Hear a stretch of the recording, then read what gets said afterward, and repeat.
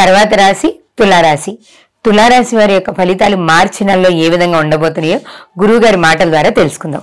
2025 సంవత్సరం మార్చి నెల తులారాశి. ఈ తులారాశి ఫలితాలు ఇప్పుడు చెప్పుకుందాం. ఈ తులారాశి ఎట్లా ఉంటుంది? తులారాశికి శుక్రుడు అధిపతి. ఈ శుక్రుడు ఎట్లా ఉంటాడో చెబుతా. ఆడవాళ్ళకి పట్టుదల రావటానికి కారణం ఏంటో కూడా చెబుతా. గురువేమో దేవతల గురువు, శుక్రుడేమో రాక్షస గురువు.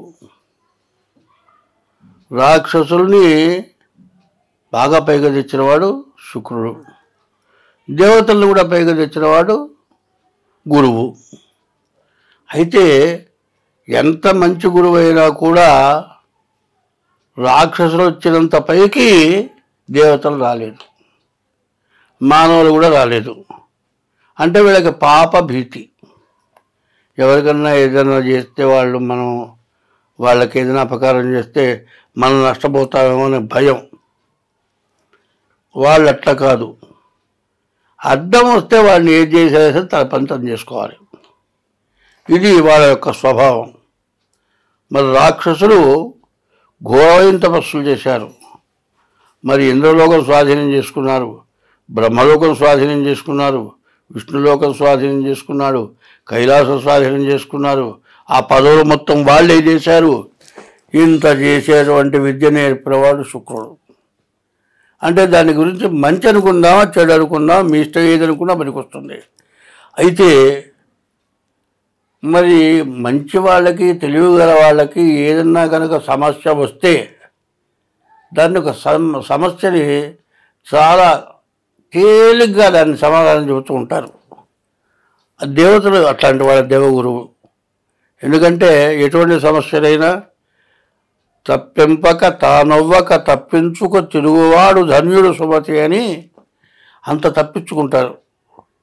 అది వాళ్ళకు మేలు జరిగినా కూడా మనకు అనవసరం, మనకు కాదు మనకెందుకు అనే పద్ధతిలో ఉంటారు. వీళ్ళట్ట కాదు, వాళ్ళు ధర్మం తప్పరు, ధర్మంగా ఉంటారు, దైవాన్ని పూర్తిగా నమ్ముతారు. రాక్షసులు దైవాన్ని నమ్మటమే కాదు, దైవాన్ని ఆరాధించినటువంటి వాళ్ళల్లో రాక్షసుల్ని మించిన వాళ్ళు ఎవరూ లేరు. తర్వాత వాళ్ళు చేయగలిగిన పనులు ఏదైనా సరే లెక్క లేకుండా చేయగలిగారు. అది ఇప్పుడు కూడా ఆడవాళ్ళు అట్లాగే చేస్తున్నారు, చేయగలుగుతున్నారు. అది రాక్షస కృత్యమా మంచి కృత్యమా అనేది అది రెండు రకాలుగా ఉపయోగపడది. ఎందుకంటే బాగా తెలివితేటలు పెరిగిన తర్వాత, తనంత వాళ్ళు లేదనుకున్న తర్వాత, అహంకారం పెరిగిన తర్వాత అవతల వాళ్ళని పాడు చేశారు. కాబట్టి ఆడవాళ్ళల్లో సర్వశక్తులు ఉన్నాయి. భగవంతుడు సర్వశక్తులు ఇచ్చాడు. ఆ శక్తుల్ని సద్వినియోగం చేసుకోవాలి, దుర్వినియోగం చేసుకోవాలి అనేది వాళ్ళల్లోనే ఉంది. వాళ్ళు తలుచుకుంటే ఏదైనా చేయగలరు. కాబట్టి అటువంటి రాశి తులారాశి. ఈ తులారాశికి శుక్రుడు అధిపతి. ఈ రాశికి మరి శుక్రుడు, బుధుడు, రాహువు, తర్వాత గురువు బాగాలేడు, కుజుడు బాగున్నాడు, కేతువు బాగాలేడు. ఉన్న గ్రహాల్లో శని, రవి, కేతువు పూర్తిగా బాగాలేరు. అయితే శుక్రుడు, రాహువు, గురువు, కుజుడు ఈ గ్రహాలు బాగున్నాయి. 8 గ్రహాల్లో 5 గ్రహాలు బాగున్నాయి. ఈ 5 గ్రహాలు బాగుంటే వీళ్ళకంటూ దాదాపు ఎదురంటూ లేదు. అన్ని విధాల మంచిగా బతకడానికి బాగా అవకాశం ఉంది. అయితే ఈ రాశికి అధిపతి ఎవరు? శుక్రుడు అనగా శుక్రాచార్యుడు. ఆ శుక్రాచార్యుడు సామాన్యుడు కాదు. మంచి సాగనిచ్చి ఏం చేస్తాడో తెలియదు, ఏం బుద్ధి పుట్టుదో తెలియదు.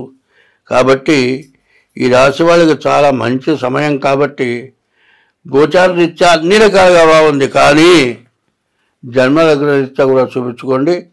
మంచి టైంలో మంచిగా బతకాలి అంటే మాత్రం 25 వంతులేమో గోచారం, 75 వంతులు గ్రహచారం చూపించుకుంటే బాగుంటుంది. చాలామంది అంటూ ఉంటారు, ఏదైనా పని కాక సమస్యలు అది నా కర్మరా, నా గ్రహచారం ఇట్లా పట్టిందంటారు.